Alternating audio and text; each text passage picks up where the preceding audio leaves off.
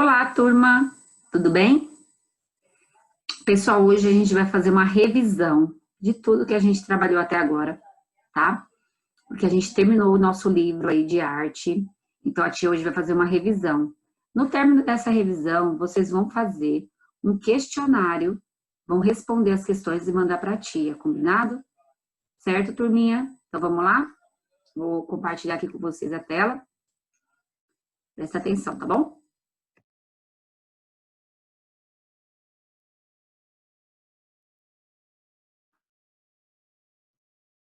Passou demais.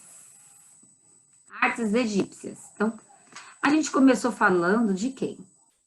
Das artes egípcias, certo? Então, a gente começou falando da arte no Egito, como é que ela se dava e tudo. A gente viu, uma das características principais que a gente viu do Egito, é que tudo lá é relacionado com religião, tudo. A música, a arte visual é relacionada com religião, a dança, o teatro, a música, tudo que eles fazem tem um sentido para a religião, para os deuses que eles acreditam ter, certo? Então, qualquer forma artística que vocês verem no Egito vai ter relação com a religião. As artes visuais eram retratadas nas paredes das pirâmides. E elas retratavam a vida do faraó. Então, aqui vocês estão vendo aqui uma tumba, tá? De dentro de uma pirâmide. Vocês estão vendo que todas as paredes delas estão pintadas. A gente já falou sobre esses símbolos. Falamos que esse aqui atrás era quem? O deus Osíris, certo? Aqui é o quê? O olho de lótus que indicava proteção. O símbolo da eternidade. Então, a gente tinha, dentro dessas pirâmides, eram pintadas lá na câmara onde ia ficar o corpo do faraó, toda a vida do faraó. Então, era retratada toda a vida do faraó, porque eles acreditavam que o faraó, ele era um ser divino. Então, quando ele voltasse à vida dele, ele ia precisar ver tudo que ele fez. Tudo como foi a vida dele. Porque, como vocês sabem, eles acreditavam que eles morriam e lá o deus Osíris ia julgar se ele podia voltar ou não. Ia pesar o coração dele para ver se era mais pesado que uma pena e tal, e se ele ia voltar. Então, eles acreditavam que quando ele voltasse, ele ia ter que ver tudo isso que está escrito aí, para ele poder lembrar de como é que era a vida dele. Pessoal, essas pirâmides, elas demoravam mais ou menos 25 anos para ser construídas, tá? E essas pirâmides eram construídas, os faraós tinham cerca de 5 anos e já começavam a construir a pirâmide dele. Porque naquela época as pessoas não viviam tanto como a gente vive hoje, tá? Naquela época as pessoas viviam no máximo 30, 35 anos. Era a idade máxima que as pessoas viviam. E por quê, tia Vanessa? Porque naquela época não tinha os avanços que nós temos hoje na medicina. Por causa desses avanços que a gente tem na medicina, as vacinas, remédios e tudo que a gente tem, é que hoje a gente tem uma sobrevida, a gente vive mais tempo. Mas naquela época as pessoas viviam de 30, 35 anos no máximo, certo? Por isso que vocês veem que não existe uma retratação de pessoas idosas nas pinturas egípcias, tá bom? Porque as pessoas morriam com 30, 35 anos, tá? Então, as pirâmides, como elas demoravam 25 anos para ser construídas, quando o faraó tinha aí por volta de 5 anos, ela já começava a ser construída, tá? Outra coisa que a gente viu que eles tinham um padrão de pintura, ou seja, não podia fazer pintura diferente, né? Todas elas tinham um padrão. Os homens eram representados com a cor vermelho tijolo, e as mulheres eram o amarelo ocre. Aqui você também, tá vendo as mulheres pintadas aqui, elas eram pintadas de amarelo ocre, ok? O preto eles utilizavam para o contorno dos olhos, certo? As pupilas e para íris. O verde e o azul eram em detalhes, ó, tá vendo? Você tá vendo aqui, ó, detalhes como colares, em objetos, tá bom? Animais, tá? O deus Osíris, ele era pintado de verde, mas é porque ele era um deus. Ele não era um homem comum, ele era um deus, ok? Depois a gente viu uma outra característica aí das pinturas. A lei da frontalidade. O que eu diria dizer a lei da frontalidade? Que o peito ficaria de frente e o olho de frente, e os membros inferiores ficariam de lado e a cabeça virada de lado, certo? A gente também viu, pessoal, a hierarquia na arte egípcia. que levava em conta o peso de cada alma. Ah, eles pesavam a alma? Não. O que quer dizer o peso da alma? Isso é uma maneira diferente de falar a importância que tinha a pessoa na sociedade. Então, quanto mais importante ela fosse, maior era o seu peso na sociedade. Então, é lógico que ela seria mais bem retratada, tá? E qual era a ordem de importância na Grécia, no Egito? A ordem de importância era a seguinte: primeira importância de todas era o faraó e os deuses. Então, eles eram pintados os maiores, em todas as pinturas eles eram os maiores. Depois vinha quem? A rainha ou o príncipe. Então, a rainha e o príncipe eram um pouco menor do que o faraó e os deuses. Os sacerdotes, em terceiro lugar. Os sacerdotes eram aqueles que ensinavam a religião, falavam sobre os deuses, tá? Como se fosse hoje o padre da igreja católica e o pastor da igreja evangélica. Eles são sacerdotes, ok? E por último, que eram os menores nos desenhos, eram os servos e o povo. Os servos eram aqueles que serviam a essas outras classes, trabalhavam para essas outras classes que eram superiores, tá? E o povo comum, que era o povo da cidade, ok? Depois, pessoal, a gente veio falar dos padrões de escultura. Então, a gente falou das esculturas. As esculturas, elas têm características muito próximas às características das artes visuais. Certo? Aqui vocês têm uma deusa chamada Nefertiti, que foi feito um busto dela, que era considerada a deusa mais bonita de toda a humanidade. Tá bom? E qual eram os padrões, Vanessa, na escultura? Mesma coisa, hierarquia. As figuras mais importantes eram retratadas maiores. Então, o faraó era feito maior do que todas as outras esculturas, certo? Lei da frontalidade. Mesma coisa, a convenção de posições das partes do corpo.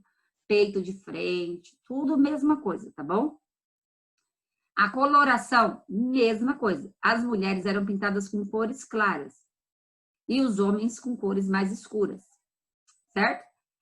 Algumas esculturas retratavam membros da realeza egípcia. Então, tinham membros da realeza, reis, tá bom? Pessoas que não eram só o faraó ou só os deuses. Depois, turminha, a gente falou sobre as construções das pirâmides, certo? E a gente falou de toda a complexidade que era para construir uma pirâmide, né? Porque cada pedra dessa foi justaposta de uma maneira aqui, ó, uma do lado da outra. Então, eles colocavam ela sobre esses troncos de madeira e iam rolando até chegar na ladeira. Quando chegava nessa ladeira, ela ficava sobre essas pranchas aqui, né, de madeira, e eles iam puxando. Muitos e muitos e muitos milhares de homens puxavam e iam fazendo até chegar ao topo dessa pirâmide. É lógico, gente, que durante esse processo, muitas pessoas morreram, tá? Porque houve pedras que despencaram sobre algumas pessoas, que voltaram. Isso acontecia muito. E a gente tem que ter em mente que naquela época eles não tinham toda a tecnologia que a gente tem hoje, tá? Naquela época eles não dispunham dessa tecnologia toda. Mas, para o que eles fizeram, é uma riqueza muito grande, tá? Uma riqueza muito grande. Porque não é fácil, né, gente, fazer uma obra de arte dessa. Gente, a maior das pirâmides é a Quéops, e ela demorou 25 anos para ser terminada. Aquilo que eu falei com vocês lá no começo. Demorava 25 anos para ser terminada, ou seja, tinha que se fazer isso assim que a criança nascesse, porque eles tinham pouco tempo de vida, tá? Esse conjunto arquitetônico é guardado pela Esfinge. Então, as 3 pirâmides que tinham lá, certo? Elas eram guardadas pela Esfinge. Eles acreditavam que a Esfinge, que era um ser mitológico para eles, que tinha o corpo de leão e a cabeça de um faraó, ela ia proteger essas outras pirâmides aí, das pessoas que viessem a querer fazer algum mal, tá bom? Esse é o interior das pirâmides, como a gente falou. As pirâmides, elas não eram toda oca no interior, tá bom, pessoal? Por isso, às vezes, tem aluno que pergunta, tia, mas como é que segurava as pedras aqui em cima se eles não tinham todo o recurso tecnológico? Elas não eram toda oca, né? Tinha uma estrutura bastante de pedra aqui por dentro também. Eles só deixavam mesmo o caminho de se passar, né, para chegar até as câmaras. né? E nesses caminhos eles faziam essas pinturas que vocês estão vendo aqui, tá? Essa escadaria que vocês estão vendo aqui, pessoal, essa passarela que vocês estão vendo aqui, ela não existia na época. Essa passarela, na realidade, ela é o homem que fez agora, para quê? Porque para que as pessoas não pisassem no chão, não desgastassem o chão e nem tocassem nessas paredes. Então, qual era a maneira? Então, eles deixaram ela um pouco distante. Se vocês notarem aqui, existe uma distância entre essa parede e essa passarela. Por quê? Para que as pessoas não toquem nas paredes. Porque se as pessoas começarem a tocar aqui nas paredes, essas pinturas vão desgastar. Então, existe um controle lá para entrar também. Não é tão simples, né? Eu vou lá a hora que eu quiser e eu vou entrar na pirâmide. Não, existe um controle, tá bom? De quantas pessoas entram para poder conhecer, para não estragar, né, gente? Como a gente falou, as pirâmides não guardavam só o corpo do faraó, elas guardavam também tudo que era dos faraós. Alimentos, móveis, tudo.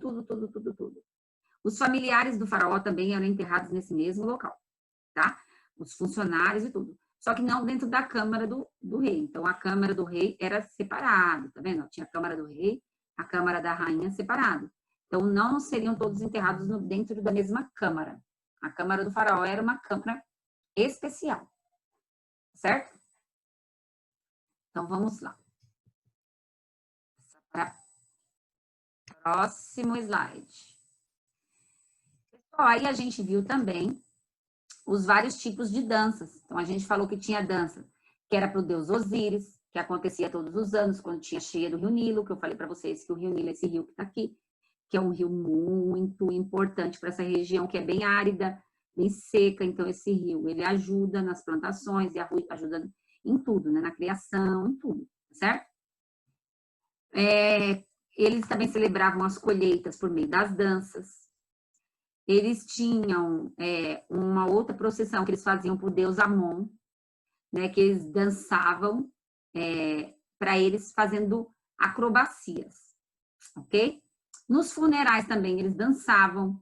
Então, durante o funeral, eles surgiam de repente e começavam a dançar ali em volta da pessoa que tinha sido falecida, certo? Porque eles achavam que a pessoa ia ter uma ascensão numa nova vida, ela ia ter uma vida melhor nessa nova vida que ela fosse ter. Tinham as danças profanas. As danças profanas aconteciam durante os jantares e banquetes. Eles diziam que era em honra ou alguém que estava vivo ou alguém que já tinha morrido, ok?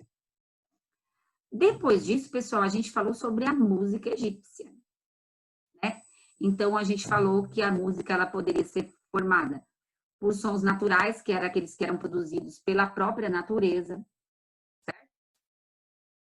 Como o canto dos pássaros, o vento, a chuva, e os culturais, que tem a ação do ser humano, né? Que o ser humano é que faz com que essa música possa ser produzida. A música era fundamental, né, na sociedade egípcia, principalmente nas festividades religiosas, como eu já falei, sempre a religião, certo? Não existiam as partituras, né? Elas eram cantadas e acompanhadas por tamborins, harpas, flautas, entre outros. Esse instrumento que vocês estão vendo aqui, que é o oboé duplo, ele foi conhecido depois pelas pessoas que usavam ele na Mesopotâmia. Então, os egípcios passaram a ter contato com ele e começaram a conhecer esse novo instrumento musical, certo? E por último, pessoal, a gente falou sobre os elementos das artes visuais. As artes visuais é uma parte aí da arte, né? E ela está relacionada aí com alguns elementos. Os elementos que compõem essa arte visual. Se eu vou fazer uma obra de arte visual, o que tem que ter nela? Como é que eu vou conseguir fazer ela? Então, eu vou precisar de pontos, eu vou precisar de linhas, eu vou precisar de plano e eu vou precisar de volume. Okay? Então, olha lá. O ponto, que era um sinal gráfico, né? Como vocês já ouviram falar na outra aula, que ele não tem forma pré-determinada, pode ser arredondado ou pode ter outra forma qualquer, certo? Embora seja a unidade mais simples de comunicação visual, exerce grande atração sobre o olhar. Está presente em muitos contextos do nosso cotidiano, certo? Já a linha, ele é um ponto em movimento, tá? Então, é a trajetória de um ponto. Então, seria eu colocar o meu lápis e fazer uma trajetória desse meu ponto, tá? Isso seria a linha. Depois a gente falou do plano, que a gente pode ter o plano curvo, a gente pode ter o plano reto. E aí, nessa escultura aqui do Oscar Niemeyer, a tia mostrou para vocês esse plano reto e esse plano curvo, certo? Aqui, ó. Que aqui é um plano curvo, que forma esse desenho parecendo um olho, e aqui outro plano curvo. Já esse plano que sustenta aqui é um plano reto, certo?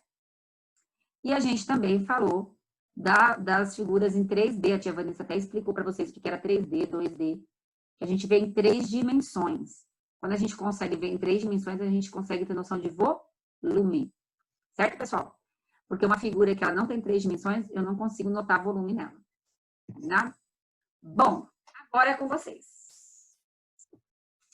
O que vocês vão fazer? Vocês vão copiar essas questões aí no caderno de vocês. Pode ser no caderno de história, né? Porque vocês não usam caderno de arte. Copiem essas questões e respondam elas para a tia Van. Beleza, pessoal? Bem caprichada aí essas perguntas e respostas. E nós vamos conversar sobre elas na nossa aula do Zoom de amanhã. Então, não deixem de fazer, tá bom? Vou esperar que vocês façam. Combinado, turminha? Bom, por hoje é só. Um beijo. Não deixem as atividades para a última hora. E façam com muito capricho, tá? Tchau, tchau. Beijinho.